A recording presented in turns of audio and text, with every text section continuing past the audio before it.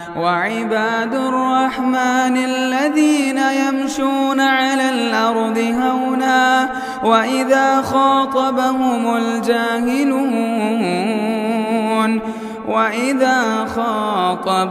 الجاهلون قالوا سلاما. السلام علیکم ورحمۃ اللہ وبرکاتہ. الحمد للہ رب العالمین والصلاة والسلام علی سید الانبیاء والمرسلین اما بعد.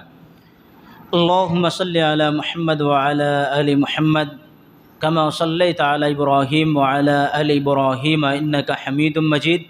اللہم بارک علی محمد وعلی آل محمد کما بارکت علی ابراہیم وعلی آل ابراہیم انک حمید مجید.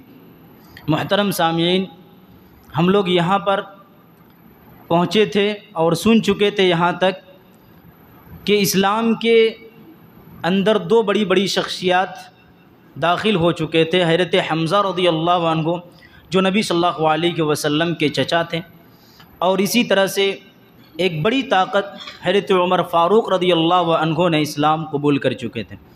جب یہ دونوں شخصیات اسلام قبول کرتے ہیں تو مشرکین مکہ جو ایمان لانے والوں پر ظلم و ستم کیا کرتے تھے کچھ تو تھم گئے، اور اس کے بعد ان کے پلاننگ بھی اب چینج ہونے لگے.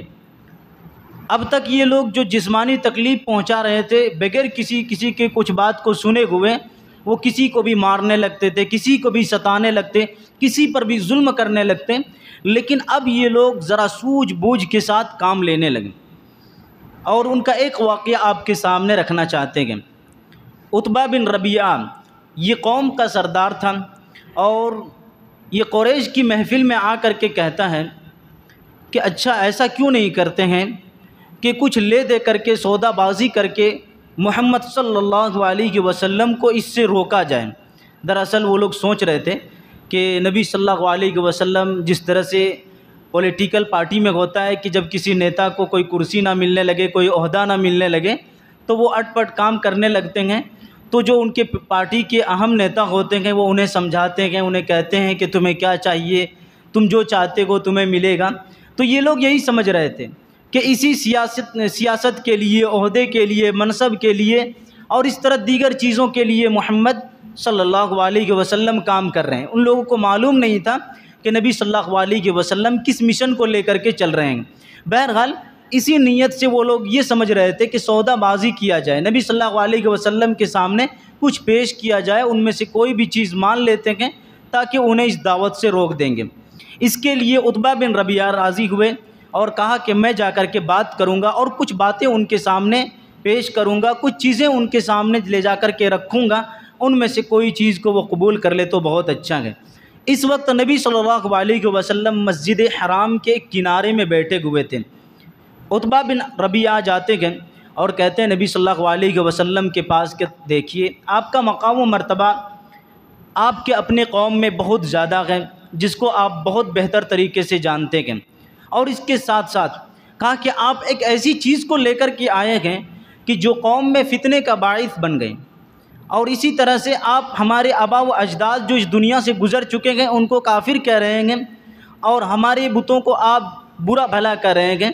تو کہا کہ چند چیزیں آپ کے سامنے میں پیش کرنا چاہتا ہوں، آپ اس کو ذرا سن لیجئے، ہو سکتا ہے ان میں سے آپ کسی کو قبول کر لیں گے. تو انہوں نے کہا کہ دیکھیے اگر آپ یہ چاہتے ہیں اپنی دعوت کے ذریعے سے، اپنے اس کام کے ذریعے سے، اس مشن کے ذریعے سے کہ آپ کو مال چاہیے، کہ اتنا مال دیں گے کہ آپ پورے عرب میں سب سے زیادہ مالدار ہو جائیں گے. کیا کہ اگر آپ کو عزت چاہیے، مقام چاہیے، رتبہ چاہیے، قوم کا سردار بنا دیں گے. کہا کہ اگر آپ کو یہ چاہیے کہ بادشاہیت، تو ہم آپ کو بادشاہ ماننے کے لیے تیار ہیں. ایک بہت ہی عجیب و غریب چیز آگے انہیں پیش کیا. کہا کہ آپ کے اوپر جو جادو ہے، جو نبی صلی اللہ علیہ وسلم پر وحی آتی تھی تو یہ کہہ رہے تھے کہ جو جادو اور جو چیز آتا ہے، بھوت جن بھوت آتا ہے، ہم آپ کے لیے علاج کا بندوبست بھی کریں گے اور جگہ بھی ڈھونڈیں گے.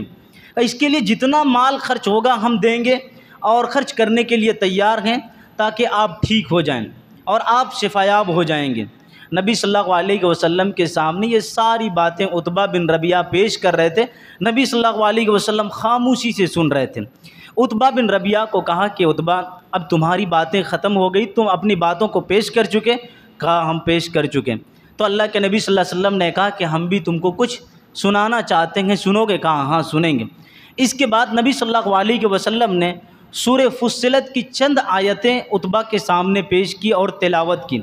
جب یہ آیتیں آپ صلی اللہ علیہ وسلم تلاوت کر رہے تھے تو عتبہ بن ربیعہ جو ہے یہ اپنے دونوں ہاتھوں کو پیچھے ٹیک لگائے ہوئے سن رہے تھے، اور آپ صلی اللہ علیہ وسلم جب سجدے کی آیت تک پہنچے سجدہ کیے، اور اس کے بعد عتبہ سے کہا کہ اب ہم کو جو سنانا تھا ہم نے سنا دیا، اب آپ جا سکتے ہیں۔ عتبہ بن ربیعہ جو قریش کے محفل سے آیا تھا وہ اسی طرف سیدھا اٹھ کر کے جانے لگا۔ جیسے ہی وہ جانے لگا ادھر سے مشرکین ان کے آنے کو دیکھ رہا تھا، اور مشرکین آپس میں یہ بات کر رہا تھا کہ واللہ جس چہرے کو لے کر کے یہ گیا تھا اس چہرے کے ساتھ لوٹ نہیں رہا ہے، اس چہرے کے ساتھ یہ واپس نہیں لوٹ رہا ہے۔ جب ان کے قریب آئے تو ان مشرکین مکہ نے پوچھا کہ آخر کیا بات ہوئی، کیا بات ہوئی جو آپ نے ان کے سامنے جو باتیں رکھی انہوں نے کیا جواب دیا؟ کہا کہ واللہ ایسا کلام ہم نے سنا جو نہ جادو ہے، جو نہ کہانت ہے، اور جو نہ شعر ہے، یعنی یہ مکمل سچ کلام ہے جو وہ پیش کر رہے ہیں۔ پھر کہا کہ ان کی بات، میری رائے یہ ہے کہ ان کی بات مان لو یا پھر انہیں ان کی حالت پر چھوڑ دو اور ان سے الگ تھلگ ہو جاؤ۔ اور کہا کہ ان کی عزت، اگر تم ان کی بات مانتے ہو، اگر وہ جیتتا ہے تو ان کی عزت تمہاری عزت ہوگی، ان کی بادشاہت تمہاری بادشاہت ہوگی۔ اگر تم نے ان کو یوں ہی چھوڑ دیا، اگر وہ مارے گئے تو یاد رکھے کہ دوسرے کے ہاتھوں تمہارا انجام برا، تمہارا انجام اچھا نہیں ہوگا، بہت برا ہوگا۔ کہا کہ یہ میری رائے ہے کہ تم ان سے الگ ہو جاؤ۔ تو مشرکین مکہ نے کہا کہ لگتا ہے کہ تم ان کے کلام کے اور ان کے جادو میں تم مغو ہو گئے گا اور ان کے جادو میں پھسل چکے گو۔ اس کے بعد عتبہ وہیں پر چھوڑ دیا ان کو۔ ادھر آئیے، نبی صلی اللہ علیہ وسلم کے جو چچا ہیں ابو طالب، آپ صلی اللہ علیہ وسلم اپنے بھتیجے آپ صلی اللہ علیہ وسلم کے تعلق سے آپ کے چچا جو ہے بہت فکر مند رہتے تھے، اور فکر مند کیوں نہ رہیں، آپ کے سامنے ہم نے پیش کیے تھے کہ عقبہ نے ایک مرتبہ نبی صلی اللہ علیہ وسلم کو مارنے کی کوشش کی، ابو جہل نے آپ کو ایک دفعہ مارنے کی کوشش کی، اور اسی طرح سے طرح طرح کی سازشیں کر کے نبی صلی اللہ علیہ وسلم کو مارنے کی کوشش کی گئی۔ اور ایک دفعہ تو حضرت عمر رضی اللہ عنہ اسلام لانے سے پہلے کوشش کر رہے تھے۔ ان تمام واقعات کو آپ کے چچا ابو طالب غور کرتے ہوئے فکر کر رہے تھے کہ آخر کیسے حفاظت کی جائے اور کیسے مدد کی جائے۔ اس کے لیے آپ کے چچا نے نبی صلی اللہ علیہ وسلم کی جو جد اعلیٰ، آپ کی جو گرینڈ فادر ہیں عبد مناف، ان کے دو بیٹے بنو ہاشم اور بنو مطلب، دونوں کے خاندان والوں کو جمع کیا اور کہا کہ دیکھو ابھی تک ہم سب سے زیادہ جو ساتھ دینے والے تھے محمد صلی اللہ علیہ وسلم کے، وہ ہم اکیلے تھے، اکیلے ساتھ دے رہے تھے۔ اب ایسا کریے کہ سب کوئی محمد صلی اللہ علیہ وسلم کا ساتھ دیجیے۔ تو اس میں سے جو آپ صلی اللہ علیہ وسلم کے خاندان تھے اس میں سے کوئی مسلمان تھے، کوئی کافر تھے، یعنی مکمل آپ کے خاندان والے مسلمان نہیں ہوئے تھے، تو کافر بھی آپ کی مدد کے لیے کھڑے ہوئے اور مسلمان تو آپ کی مدد کے لیے پہلے سے تیار تھے۔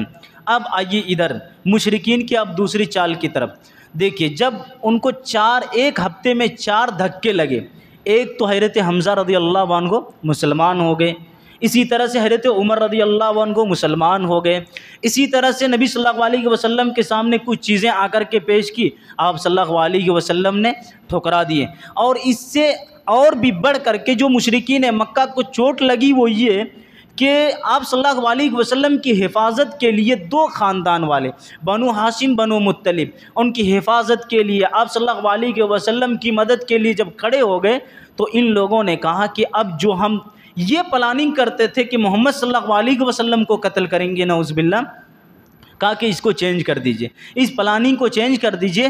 اب جتنے بھی لوگ اس میں شامل ہیں ان کی حفاظت کرنے والے ہیں محمد صلی اللہ علیہ وسلم، ان کے سمیت جتنے بھی لوگ ہیں سارے لوگوں پر ظلم و ستم کیا جائے۔ اور ایک ایسا طریقہ ان لوگوں نے ڈھونڈا جو آج تک کے سب سے زیادہ خطرناک طریقہ تھا، اور وہ طریقہ یہ کہ ان سے بالکل پوری طرح سے بائیکاٹ کیا جائے، بالکل پوری طرح سے بائیکاٹ کیا جائے۔ اس بائیکاٹ میں ان لوگوں نے کہا کہ ہم نہ ان سے شادی بیاہ کریں گے، یہ جو خاندان والے دونوں ہیں نہ ان سے ہم شادی بیاہ کریں گے، نہ ان سے ہم بات چیت کریں گے، نہ ان سے ہم خرید و فروخت کریں گے، ان سے لین دین، میل جول اور اٹھنا بیٹھنا سب کچھ ان سے چھوڑ دیں گے۔ یہ تمام کے تمام قریش کے لوگ ایک ساتھ مل بیٹھ کر کے ایک پیپر میں لکھ رہے تھے، یہ عہد و پیمان تیار کر کے خانہ کعبہ میں لٹکا دیے۔ یہ عہد و پیمان تیار کر کے خانہ کعبہ میں لٹکا دیے کہ مکمل طریقے سے ان سب کے ساتھ بائیکاٹ کیا جائے اور پوری طریقے سے ان سے الگ ہو جایا جائے۔ تو نبی صلی اللہ علیہ وسلم آپ کے خاندان والے بالکل الگ ہو گئے اور شعب ابی طالب میں ایک جگہ میں جا کر کے بند ہو گئے۔ یہاں پر جو بند ہوئے تھے بہت کٹھن حالت تھی، بہت نازک حالات تھے۔